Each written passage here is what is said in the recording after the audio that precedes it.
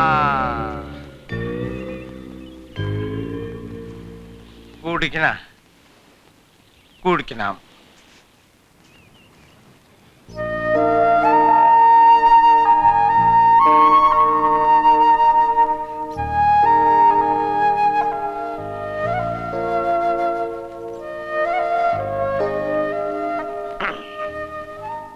നിന്റെ അപ്പന്റെ കെട്ട് വിട്ടുകൊണ്ടിരിക്കുക.